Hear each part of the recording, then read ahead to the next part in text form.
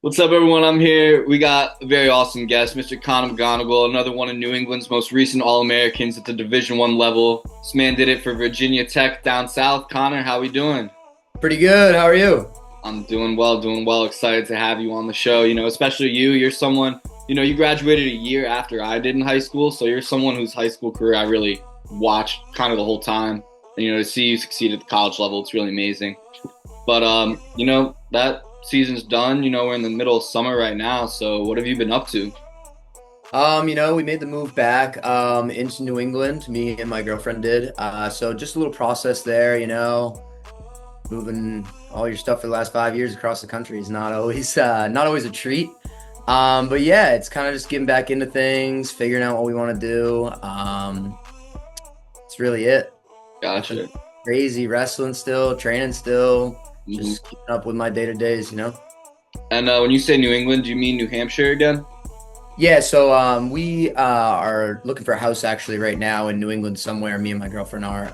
We're probably going to try to get a house by the end of August or something like that. We don't really kind of have our foot in the door in a few places, but yeah, somewhere in New England, either New Hampshire or Maine. We don't know yet, really. Probably not towards the Mass area, though. Gotcha. Yeah, stay north. Yeah. I mean, that's where I'm from, right? So. Yeah, exactly. Awesome. Yeah. And, now that, the season's over, I imagine you have some more free time on your hands. What's something you've been doing to fill up that free time? So actually, I've been working on this I just got a new LLC, CMG Elite Performance going. So we have our first camp coming up at the end of August. That'll be run by that, or sanctioned by that. And then we also have the barn camp 3 weeks prior to that with Tyler. The other CMG one will have Eddie V and even Tresca at it. So awesome. Some cool stuff in the works. Like I said, I've just been wrestling here or there, helping over at the barn, working out on my own, finding, looking at jobs. I've looked at, a few already, done some interviews, and nice. You got to start making some decisions about what time it is. Yeah. And, getting into wrestling now, if you could describe your style in one word or a couple words, what would it be? Yeah. I would say scrappy. Scrappy. Yeah, because I feel like that's what a lot of my wrestling was based off of, is kind of that animosity you bring to a match, and even at the highest level, that's what won me some of the closer matches where, hey, we might be very, very similar, like me and Frost are very, very similar talent wise, but it's just the scraps what's gonna get it done. yeah, it's it's who wants it more, kind of, Yeah. But that's a very good word to use, scrappy. And, let's talk about your scrappy season you had this past year, at Virginia Tech, change of scenery this past season. So just, real quick, because I know you've probably talked about in the past and it was almost a year ago at this point.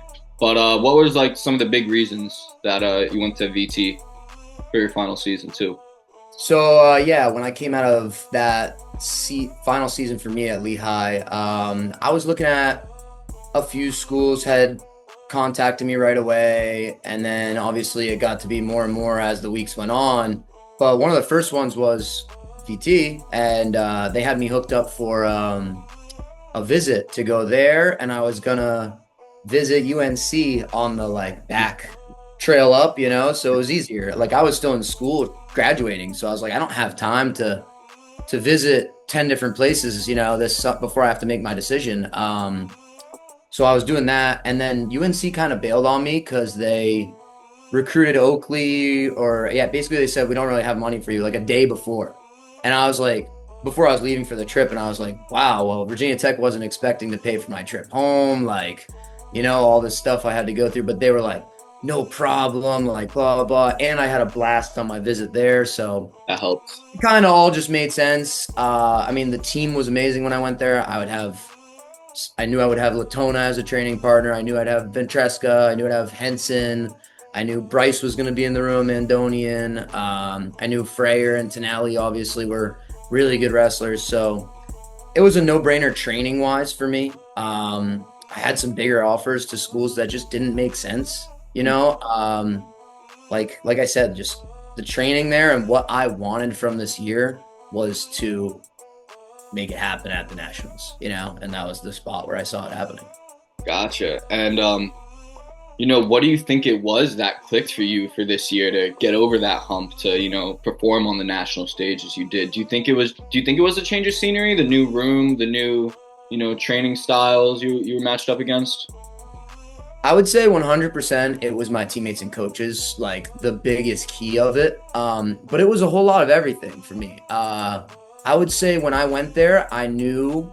So leaving Lehigh that year, I had a choice to either just be done. Obviously, I had one more year of eligibility, but I graduated college. So, I mean, plenty of people don't take that final COVID year or didn't that I knew. Like my whole class at Lehigh didn't take it. They all had one more year and I was the only one. So when I made that decision to like go and do it, a lot of things changed. Like my diet changed. I started locking in more on sports psychology and really focusing on my mind. And then on top of that, obviously having, multiple All-Americans to train with, an Olympian, it's just, yeah, everything was different. It was great. And, talking about ACCs a little bit, finals against Kai Orrin, right? And, he's a tough guy. He's one of those guys where I'm pretty sure he AA'd in 2024, but then missed out last year, I think. Or I might have that flipped or something. Yeah, I honestly don't know. Yeah, he's an he's a stud, Yeah. And sudden victory, OT, what was going through your head, lining up for that last minute? So Kai's a really good opponent.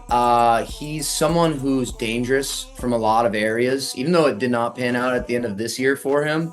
I mean, we've seen him do crazy stuff at the end of matches over and over again. Usually that's his spot. And I think he won the ACC like the 4 years prior to that. Or 3 years prior to that. So, no dig on him, but I just felt like in that last minute, I was not more tired and that I wanted it more.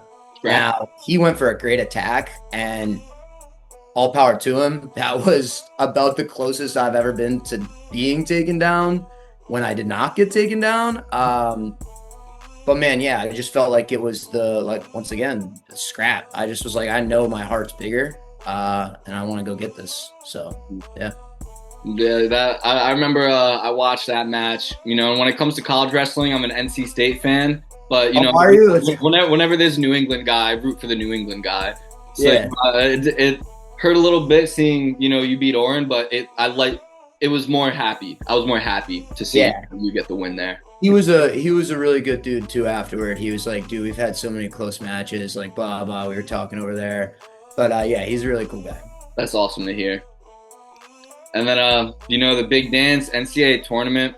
Give me one match from, either champion side or Conci side that, you define as your match of the tournament.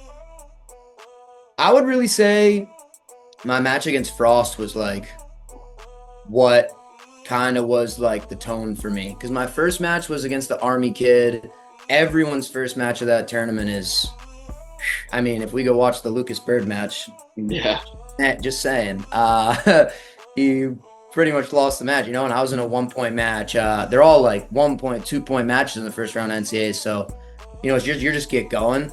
And then, I think I really broke free like during the Frost match and started to really feel myself. And then obviously that next match I ran into Fugit or however you say his name, and he derailed me. But yeah, I mean, I felt like I was wrestling my best in that Frost match. Yeah, felt good to get out of that first round too. I bet. Yeah, absolutely. I mean, you got to think, even if you're 3-time NCAA champ, whatever, you got some sort of something's in your head telling you like this means more today. Mm-hmm. So yeah, and you had quite the performance at NCAAs, placing 6th there in your final season. So. But, at the beginning of the season, did you feel like some people were underestimating you going into it? Um, to be honest, during the summer, I loved the fact that no one saw me coming. Like, was like my whole thing in my head during the summer was like it made me train so much harder that just there was no recognition. Like I was nobody. Like it kind of, they had me like ranked like Probably like 13 or something. yeah, something just because they had to. But like no one's thought that I was probably gonna do anything or like they were like, oh, he went to Virginia Tech. And then I did pop out in the beginning of the year and then I hurt my foot for like a few months and I went back into that like everyone thinks I'm done again like phase, like and it actually was like it's fueling in a way to know like you're gonna pop out and emerge and this is me, this is who I really am. That was kind of my thought process on it. I was in a very interesting scenario obviously, but yeah. Mm-hmm. And rewinding a bit, you spent a bulk of your college career at Lehigh, and when you look back at it, what are you most proud of in your time there? I don't know about proud of, but like I still hold dear to me like the relationships and friendships that I made there. With like, they're guys that I can talk to for the rest of my life, go to with problems. It's always like that with your teammates. So I guess that's what I'll cherish the most and remember the most from the place. I am proud that I graduated from there. Yeah. It's not like an easy school, and it definitely wasn't easy while wrestling. So I am proud of that. Mm-hmm. And we got to talk about a little bit at Lehigh. I believe it was your sophomore or junior year, right, when you were starting. Were you 33, right, at Lehigh? And then I think My senior year, I was my fourth year wrestling for Lehigh because I had five years for the COVID year is when I was right. And then went to Virginia Tech. So freshman, sophomore, junior, I was 141, 141. National qualifier did not place. National qualifier did not place. National qualifier blew out my PCL, LCL, and something else my junior year, and then senior year is that. Yeah, so like kind of facing a little bit of adversity over at Lehigh.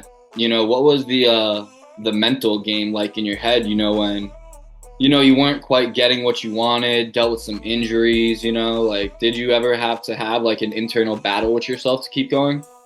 100%. And that's kind of what like every wrestler goes through this, right? You see a phase of their career, no matter how good they end up being or have been, where it doesn't feel the same watching them or it doesn't feel the same for them, And I kind of ran into that after, I was told I lost to obviously Crookham in the beginning of the year. And then he went on to beat Vito. I wrestled at the all-star match against Latona, still at 33 because I was invited long before. Win. So I'm coming back. They haven't really talked to either of us. I lost an OT. Before the match, there was supposed to be another wrestle off. We won't get into it too much, but then I'm told like, oh, like we're not going to go with you at all. Like you basically can't wrestle at 33 at almost any tournament.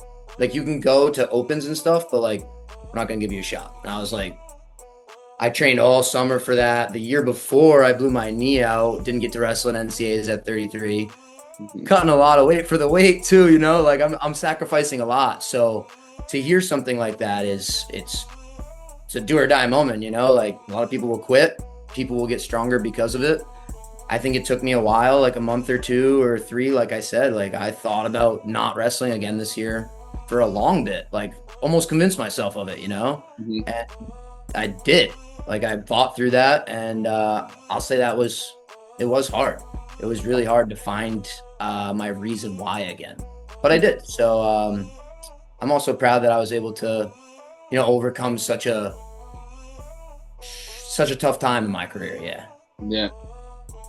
Because if I finished on that and I look back on it, I would not have been happy at all, obviously.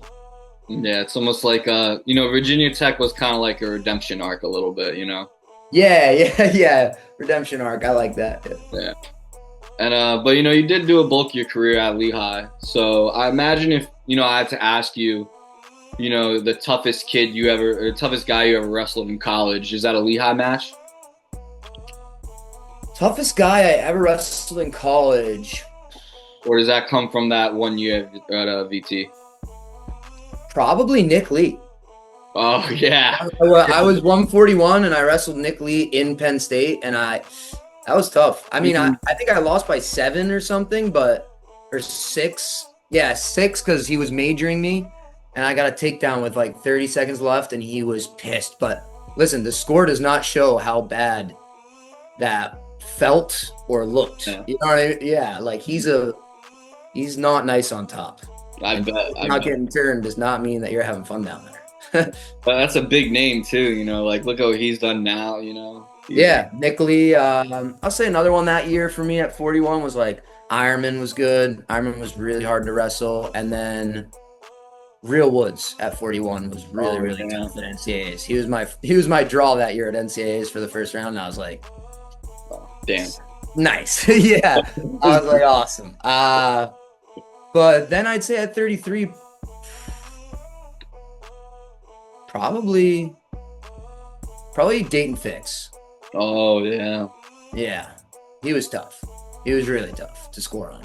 Really low to the ground, explosive, twitchy. He was tough to wrestle. I'll say that. I bet. And going back now before Lehigh to high school, here in New England, somewhat of a legend. I don't know if you're aware. You might be, probably. But 204 career wins, right? 4-time New Hampshire state champ, 3-time New England champion. What was it like doing that all for, one of the most storied programs in New England, Timberlane? It was definitely cool. The reason I feel like I was able to do that is because of the culture at Virginia Tech, or not Virginia Tech, at Timberlane. But I will compare it to Virginia Tech and how I felt this year, in the sense that it was a big brotherhood. Everyone on the team wanted to win, number one, and wanted the team to win, number two. Like, it was all about the team winning states and the team winning New England's. Or Virginia Tech was like the team getting an NCAA trophy, the team winning ACCs, So that culture, I think, is what drove me to really care about wrestling as much as I did, because you stop fighting for yourself. You start fighting for your coaches and your teammates and your family, which you're going to fight harder for at the end. So, yeah, I would say it felt really good to do that for a storied program that totally deserves it and has kids that, their JV guys work hard at Timberlane. You go in there and it's a different place. Mm-hmm. I remember, I think it was this past season, I was looking at a tournament and Timberlane had 2 106 entered, and I think one of them was Boucher, and I can't remember the other one. But they both made the finals, and it just goes to show the depth of that wrestling room, Yeah, absolutely. And just during my time there, the depth was, the kid behind me actually was one of my best friends in high school. His name was Brent Seavey. He was, as many times as he went, JV state champ. But I moved in, and he was kind of stuck bumping around. He would duel people during the year. But had it not been for me, the dude would have been multiple-time New Hampshire state champ, But it's just, there's people like that are in the backup still working really hard. And that's why kids at the front are able to do that well. You need those back guys. You need those dudes that are going to push you every day in the room, that they don't even get to compete, but they just want the team to be good, So. And, New England wrestling doesn't always get a lot of national love or attention. So when you were like going out to NHSCAs or other big tournaments like that in high school, did you feel, like people looked at you like, oh, a New Hampshire kid? You know what I mean? Like, yeah, until they didn't. Yeah. No, until the New Hampshire or New England under your name at that tournament usually meant you were really good or obviously really bad, which we had some kids at that time that were studs from the Barn, New Hampshire, Maine area. Cody Hughes, Brad Bulio was an AA Oh at yeah, Senior yeah. Nationals. Mhm. We had Dylan Barrero, Shane McCann. We had a bunch of AAs at NHSCA and Super 32. I think quite a few of them were. So yeah, no, I think at first, like during when I was younger, it was like, oh, these guys are, slouches. But then as the barn came up and a few other clubs came up, it was like I was kind of proud. Like we were on Yeah, the come up, like I'm not from PA, man. Like I don't got the best training, but I'm still gonna beat you. So yeah, dude, that's awesome. And kind of looking at your high school career, is there a certain match with maybe it was against someone you ended up wrestling in college, but a certain match where you're like, okay, I could hang, at this level. I could go D1. um hmm. Or maybe a certain tournament, placing. Yeah, I'll say I started to believe in myself going to Division One wrestling when so I go to Super 32 in middle school while playing football. I love football all growing up. I never was really into wrestling as much. Like I would win states and we would do well in football and like it was fun. But eventually I had to make a choice, right? And one of the years I got dropped on my head by Andrew Marola at Super 32, and I was so mad about it. The next year I came back and trained so hard to win that Super 32 title, and I did. I ended up beating this is another funny name, but way back when, Dustin Plott. Oh wow. Yeah, I wrestled Dustin Plott in the semis. I'll say he was my hardest match of the tournament. But after winning in 8th grade that year, Super 32, I mean that's it. I got ranked like top 5 or something like that, pound for pound, because that's all he did in middle school. Mhm. And from there, I was like, listen, I'm top in the country. Like it shows, And in my head, that's all I kept believing was to a fault at some point in my career that the ranking really does like mean that I'm that good. Basically, in the beginning is what it was. Obviously people start getting a little too tied up on rankings and it's messed with your psyche and whatever. But that was it in the beginning. I was like, I beat these kids. These guys are ranked to the top. I think I deserve to be at one of these schools. So, yeah. And my last question about high school is, would you say you had a rival in New England? Because I have one, and I have one for you, and I want to hear your thoughts on it. I don't know. I had a rival like each year, I feel like. Like each year I'd have like one good kid that I knew was going to be in my weight. That I was like, all right, he's going to be my Lowell finals probably and my New England finals most likely. Yeah. One of the years was Ramazan, the Russian Iowa State guy. Right?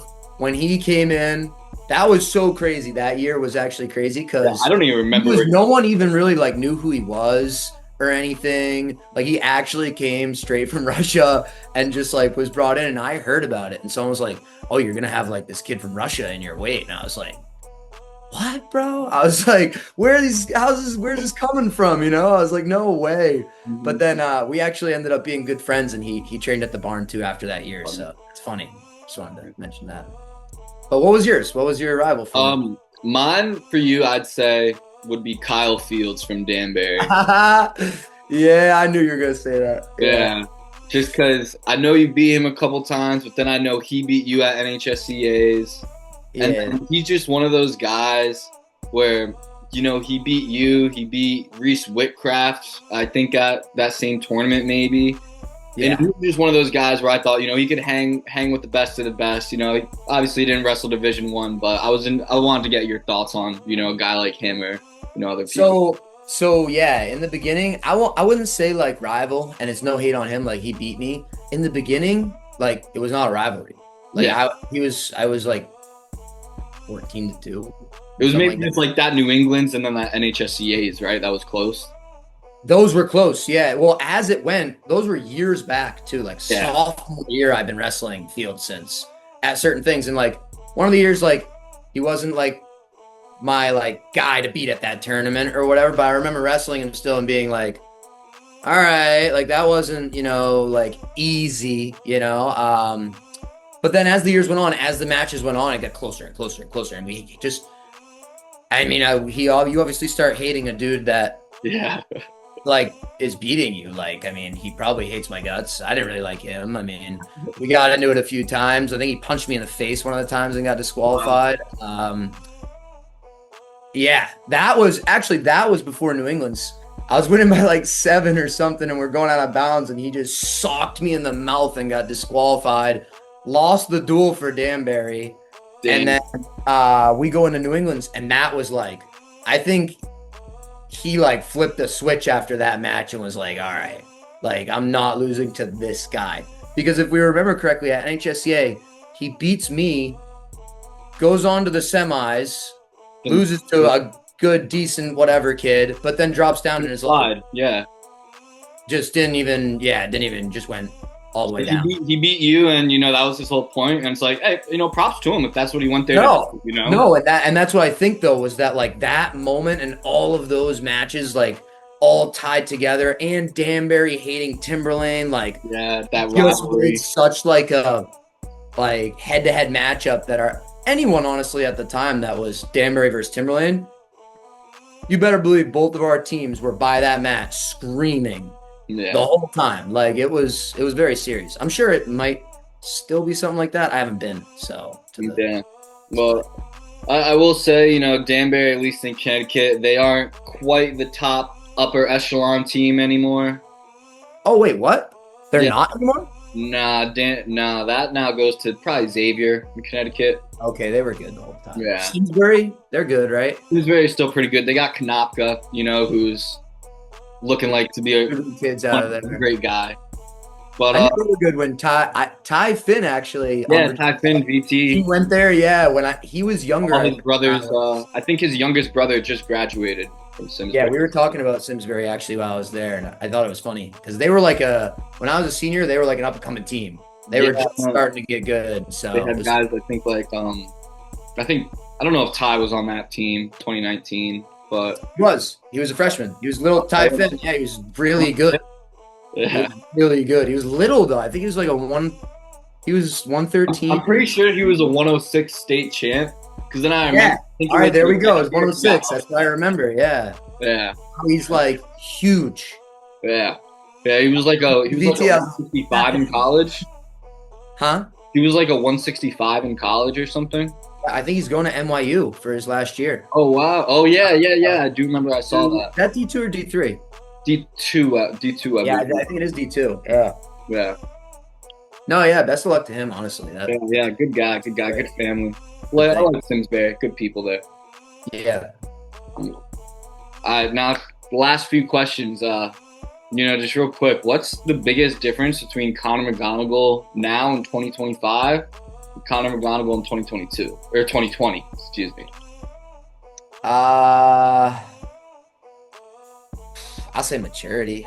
I was not very mature in like high school leading into college. I'll say I bared on the side of emotion and not kind of like thinking through what I'm going to do. I was a much angrier wrestler, which was positive and negative. I found obviously positives in the rage, but there's a huge downside to that, I think now as a wrestler, I'm much smarter at controlling my emotion to be able to control my cardio. Was like the big thing, because that was like I would get so into the match and so amped up that things would start to happen that my heart would just be going crazy, and you can't help but have bad cardio if you're all freaked out and you're all angry in the match. I mean, ask anyone, they see red, sure, they're the strongest person ever, but for like 10 seconds. Yeah. So I think that's what I've gained in wrestling, but in my life, I'll say the maturity. Gotcha. And now that you finished up your college career, could we see you on the freestyle circuit at all or anything? I don't know. Right now, I'm kind of working towards, training athletes of my own, which I think will be really cool. That'd be awesome. But not like like high school, middle school athletes, obviously, but I kind of want to like dial in some of the New England wrestling. I believe that like we have good kids that have potential. It's just I feel like they just don't get the same opportunities to wrestle good competition and good, training partners. Just like I said this year for Virginia Tech. I mean, it's a no-brainer when you have three good guys in your room, you're gonna get better. Iron sharpens iron. So that's more what I want to do with wrestling moving forward. Now, if something like Claw or something that were a bit more lucrative were to reach out to me, that could be interesting. But until that day, we'll never know. Gotcha. And your statement about giving back to New England kind of brings me to my final question. And if you could give a piece of advice to a kid in New England watching this, chasing their D1 dreams, what would it be?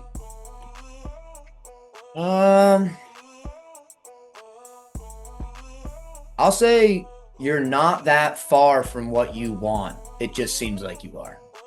Like, it's such a small difference between you and another kid, but it's the difference that they make every single day. Mm-hmm. It's not a difference of, oh, today I want to show up and be good. Oh, they don't. Look at the best high schoolers right now. You think Marcus Blaze, TJ Duke, these kids that are beating Jax Forest, beating college Division I national champions. Do you think they show up one day of the week, 2 days? No, they show up every day and have, a little better diet than you, a little better training program than you, a little better lifting. But at the end, they're way better because all that little bit adds up. They do all those little things that you don't. And that's why I say it's a little difference, but it's an everyday little difference that needs to be made. Mm-hmm. So that would be my advice, yeah. Perfect, Connor. Well, I really appreciate you coming on the show, man. This is a great time talking to you. Absolutely. Like to add on? Feel free to have me. Of course, brother. Of course.